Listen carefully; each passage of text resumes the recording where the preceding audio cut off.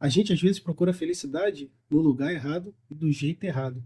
Mas Jesus ensinou pra gente um jeito bem controverso de encontrar a verdadeira felicidade. Vem comigo. Pelo que dizem pra gente, a nossa vida deveria ser uma matemática muito simples, né? Pelo menos é o que nos ensinam desde que a gente é criança. O segredo da vida é um negócio muito simples, básico. Você só tem que encontrar a felicidade. Mas o que é felicidade? As más línguas vão dizer que felicidade é você realizar todos os seus sonhos. Você tem que comprar carro, você tem que comprar carros de milhões e milhões, mansões e outras realizações. Só que todas elas, ou a grande maioria delas, são todas egoístas. Só tem a ver com a gente. Mas não se engane em achar que essas coisas, essa lista que eu falei, não são coisas que a gente deva alcançar ou buscar. Só que são elas que realmente trazem a felicidade para a nossa vida? São elas que nos completam? Acho que não.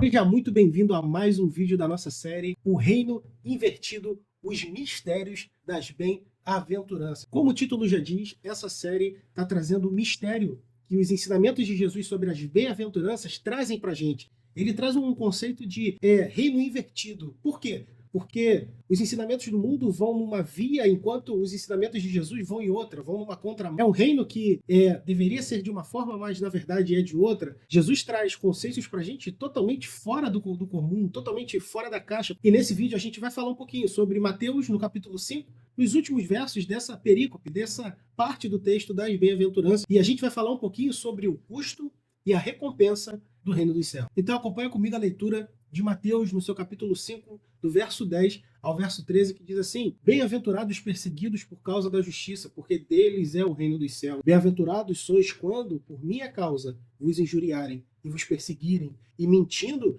disserem todo mal contra vós. Regozijai-vos e exultai, porque é grande o vosso galardão nos céus, pois assim perseguiram aos profetas que viveram antes de vós. O Sermão do Monte é um divisor de águas para a fé cristã. Como o título da série já nos mostra, a gente está falando de um reino invertido, mas não de maneira pejorativa, algo que seja ruim. Na verdade, é algo que é bom, é algo que nos traz esperança, porque quando a gente fala de inversão é porque o mundo está falando para a gente que precisamos ser fortes, valentes, que precisamos ganhar e conquistar as nossas coisas com a nossa força, com o poder que temos, com as influências que construímos. E Jesus vem falando que quando somos mansos é aí que somos vencedores, quando somos fracos é aí que somos fortes. Jesus traz um conceito totalmente antagônico, diferente, controverso, invertido, para que a gente aprenda a viver com o reino dos céus. E a partir do verso 10, Jesus está dizendo para a gente que quando somos perseguidos por causa da justiça que há no seu nome e no seu evangelho,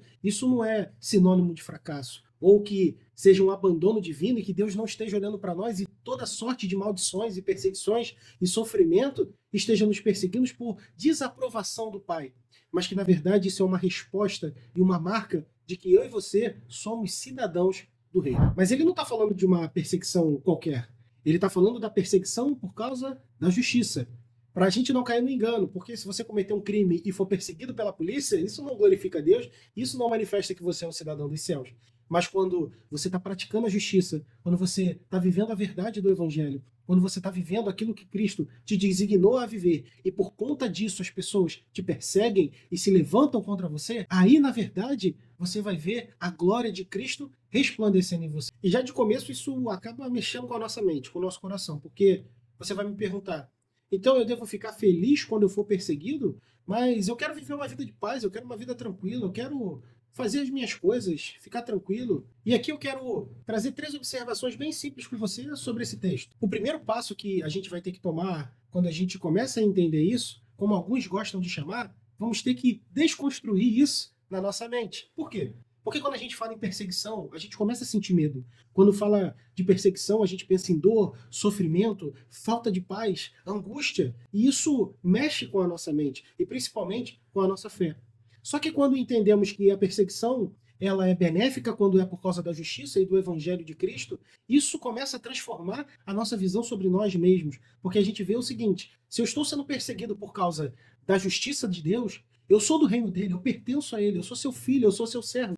E isso precisa trazer a nós felicidade, alegria, a sensação da bem-aventurança, porque estamos alcançando de fato o propósito pelo qual Cristo tem nos chamado. Observe o que Jesus diz em João, no capítulo 15, do verso 18 e 19. Se o mundo vos odeia, sabei que antes de odiar vós, odiou a mim. Ou seja, se estamos sendo perseguidos, meus irmãos, e odiados por causa do nome de Cristo, temos que entender que nós somos participantes do reino dele. Porque ainda que conquistemos muitas coisas nessa vida, nada vai nos dar a sensação, o prazer, a plenitude de estarmos fazendo a vontade do nosso Pai. Uma segunda observação que a gente precisa também enxergar nesses textos, que precisamos encontrar alegria em meio à dor, porque quem nos garante a vitória é o Senhor. Jesus ensina pra gente na sua palavra que alegrai-vos e exultai, porque é grande o vosso galardão nos céus. Ou seja, entendemos que a nossa recompensa não está nessa terra.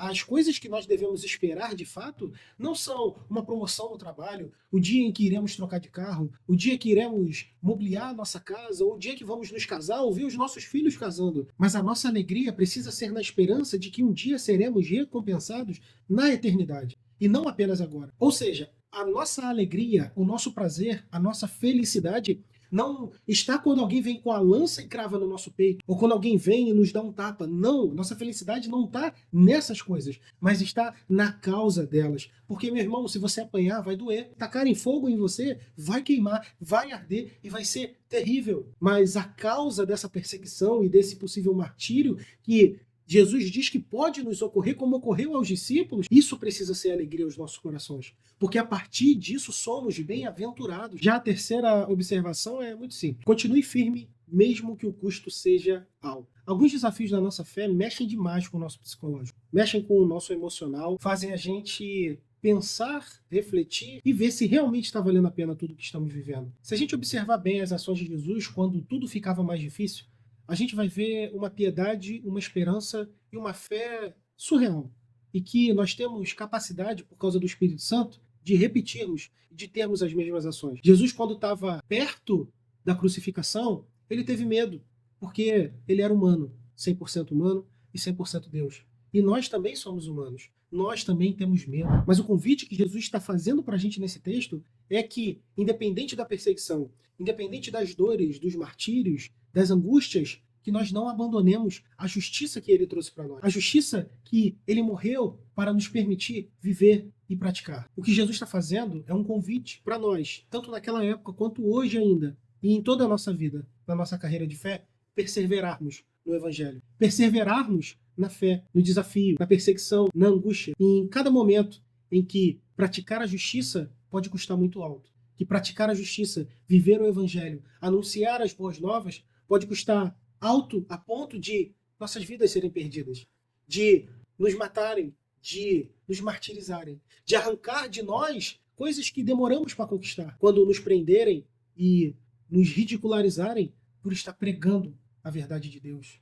Jesus está nos fazendo um convite importante, que essas perseguições são manifestações de que estamos no caminho certo, que estamos fazendo a vontade do Pai, que essa é a direção que devemos seguir. Então se atente a isso, continue firme, ainda que o custo seja muito alto, ainda que o custo seja a nossa própria vida.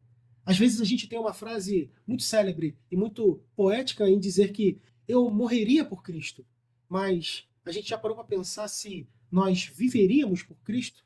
Porque morrer às vezes pode parecer poético, mas é muito rápido, quando na verdade o que nós devemos estar fazendo, o nosso dever principal, é viver por Ele, ainda que doa, ainda que soframos e ainda que seja desafiador. O convite de Jesus é que existe glória, alegria, recompensa em todas essas coisas. Possamos, meus irmãos, sermos encontrados como aqueles que, mesmo perseguidos, se alegram porque sabem para onde estão indo, porque entendemos quem está nos chamando, quem morreu por nós, quem é esse Deus que se faz presente, mesmo nos momentos de mais dificuldade. Esse Deus nos chamou, meu irmão, e Ele vai nos sustentar. Se você gostou desse vídeo, não deixe de se inscrever no canal, deixa o like aqui e compartilha com os seus amigos, que eu tenho certeza que assim como essa série de mensagens edificou a tua vida, pode edificar também a vida da tua igreja, do teu irmão e de pessoas que precisam encontrar essa palavra. Um abraço para você, fica com Deus.